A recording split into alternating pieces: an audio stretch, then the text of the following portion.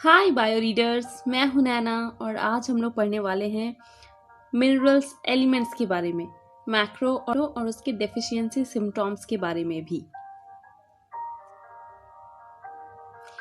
तो पहले हम लोग जान लेते हैं कि मैक्रो एलिमेंट और माइक्रो एलिमेंट किसे कहते हैं। जो भी एलिमेंट हमारे बॉडी में ज़्यादा अमाउंट में लगता है उसे हम लोग कहते हैं मैक्रो एलिमेंट।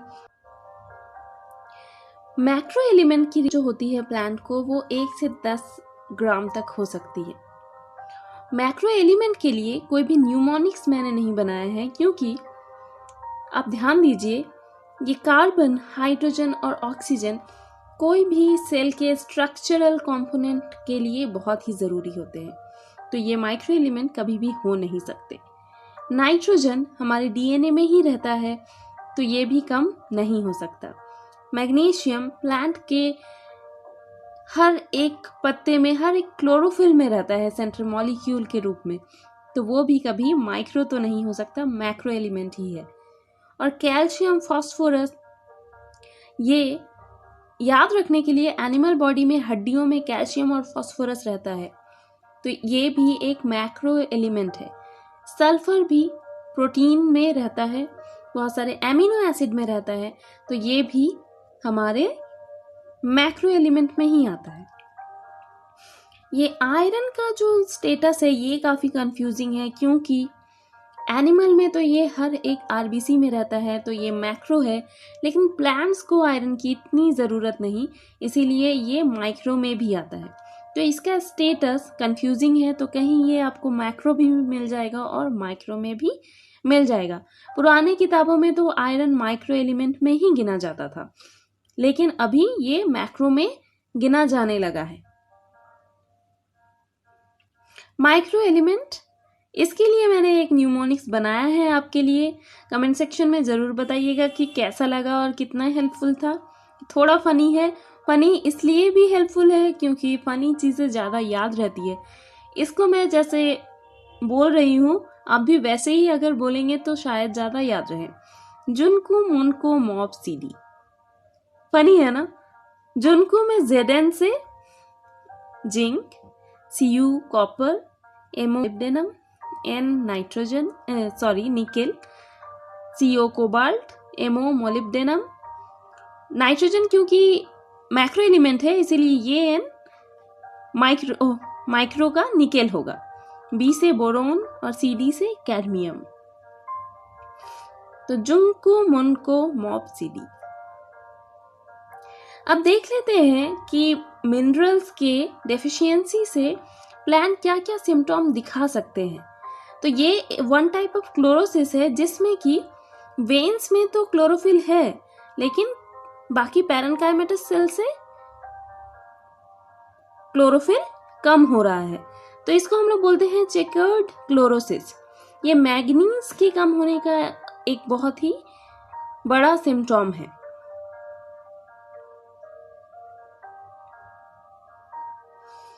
अब आते हैं क्लोरोसिस में।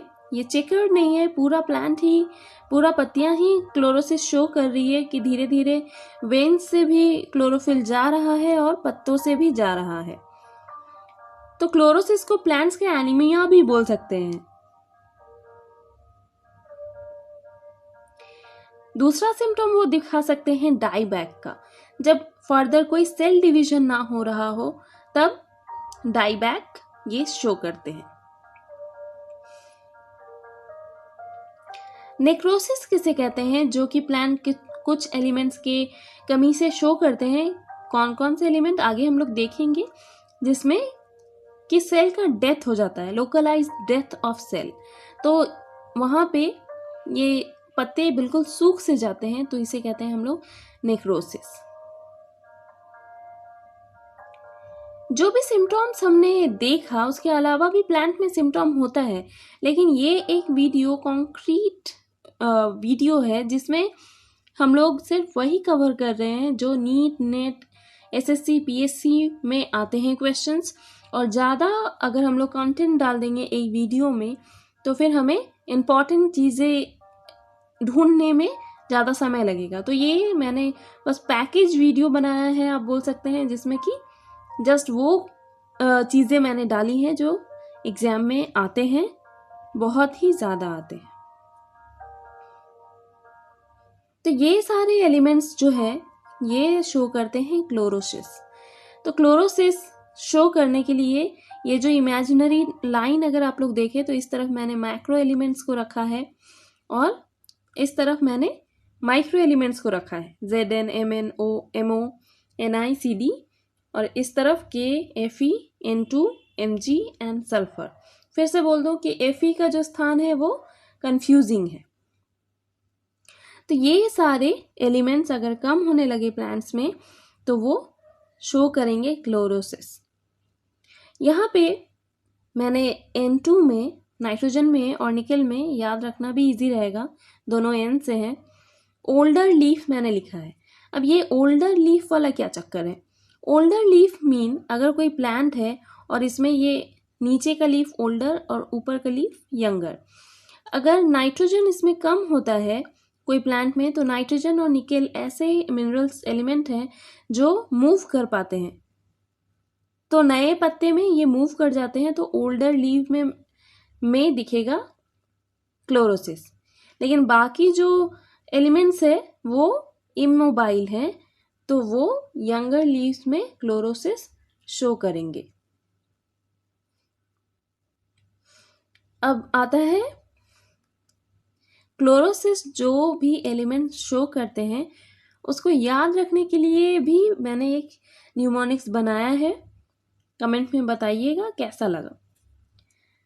यहाँ पे थोड़ा सा डिफरेंस है जो मैं बोलना चाह रही हूँ और जो मैं लिख रही हूँ, तो वहाँ पे आपको भी थोड़ा सा कॉम्प्रोमाइज़ करना पड़ेगा। जैसे कि मैं इसे बोलने वाली हूँ जनमना पे मॉन्क्स, लेकिन पे की जगह मैंने लिखा है फे, वहाँ पे थोड़ा सा कॉम्प्रोमाइज़ करना पड़ेगा। और या आप उससे अच्छा न्यूमोनिक्स बना सकते हैं तो आप बना सकते हैं, और अपना न्यूमोनिक्स ही सबको बहुत ज़्यादा याद रहता है। मैं भी पढ़ते समय जो भी बहुत ज़्यादा डिफ़िकल्ट लगता है उसके लिए न्यूमोनिक्स बनाती थी और वही मुझे सबसे ज़्यादा याद रहता था। किसी और का न्यूमोनिक्स बहुत कम टाइम याद रहता है अगर वो बहुत ज़्यादा इंटरेस्टिंग ना लगा हो तो ये मैंने तरीका बताया है, आप अपना भी बना सकते हैं, और ये वाला आपको इंटरेस्टिंग लगे तो आप ये भी यूज़ कर सकते हैं।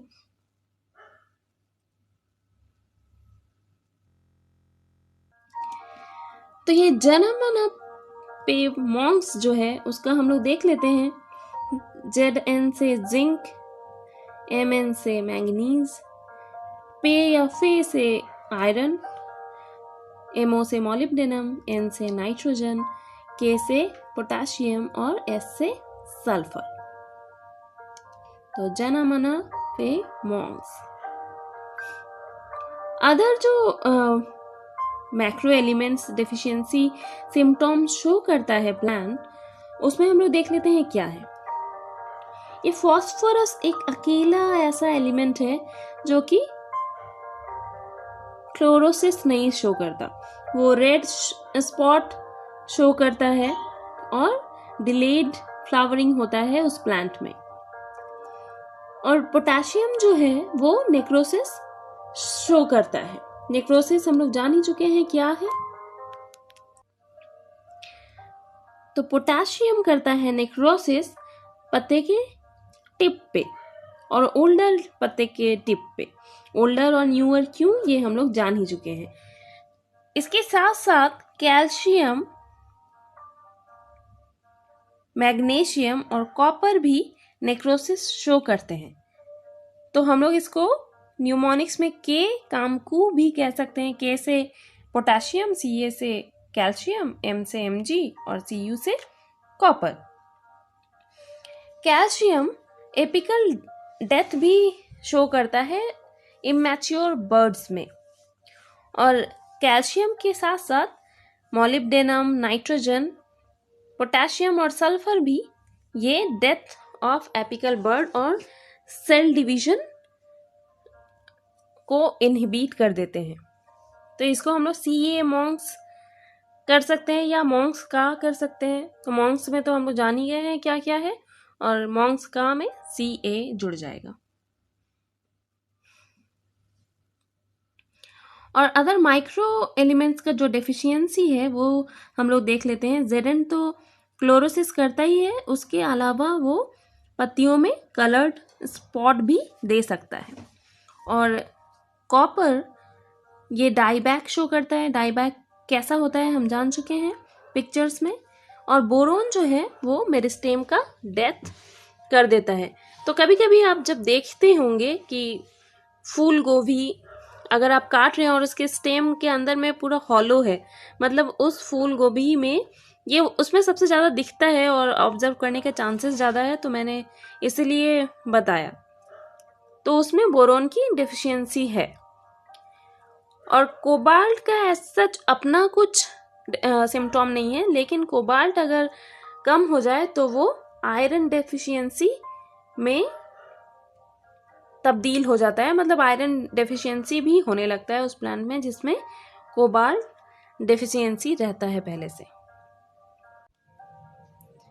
मिनरल्स प्लांट बॉडी में और ह्यूमन बॉडी में बहुत सारे फिजियोलॉजिकल प्रोसेसेस को नॉर्मली चलाने में हेल्प करते हैं।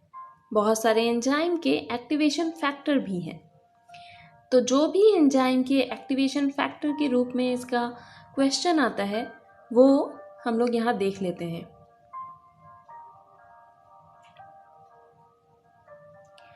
रोबिस्को और पेपकेस एंजाइम का नाम आपने सुना होगा C3 और C4 साइकिल में, जिसके एक्टिवेशन के लिए मैग्नीशियम बहुत ही ज़्यादा ज़रूरी है। और साइटोक्रोम हमें मिलता है फोटोपीरियोडिज्म में और लाइट रिएक्शन में, जिसको कॉपर और आयरन बहुत ज़रूरी है। कार्बोनिक एनहाइड्रेस याद आ रहा है ये एंजाइम कहाँ आपने सुना है? हाँ, ये आरबीसी में रहता है और इसका एक्टिवेशन जो एंजाइम है वो है मिनरल जो है वो है जिंक। कार्बोक्सी पेप्टाइडेज को भी जिंक एक्टिवेट करता है। और सलाइवरी एमाइलेज के लिए क्लोराइड ज़रूरी है।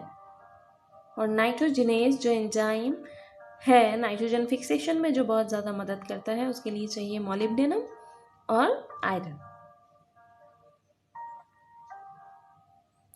अब बारी है extra short of the day की, जो कि रूबिस्को एंजाइम के बारे में है।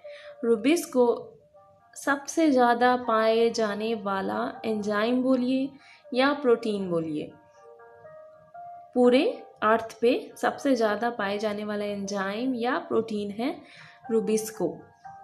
ऐसा क्यों? क्योंकि अर्थ में हमसे कहीं ज़्यादा प्लांट्स हैं और हर प्लांट के पास C3 साइकिल करने के लिए, मतलब फोटोसिंथेसिस करने के लिए रूबिस्को चाहिए ही होता है ना इंटरेस्टिंग। और ये सबसे ज़्यादा आने वाला भी क्वेश्चन है कॉम्पिटिटिव एग्जाम्स में। तो मिलते हैं नेक्स्ट वीडियो में। Thanks for watching.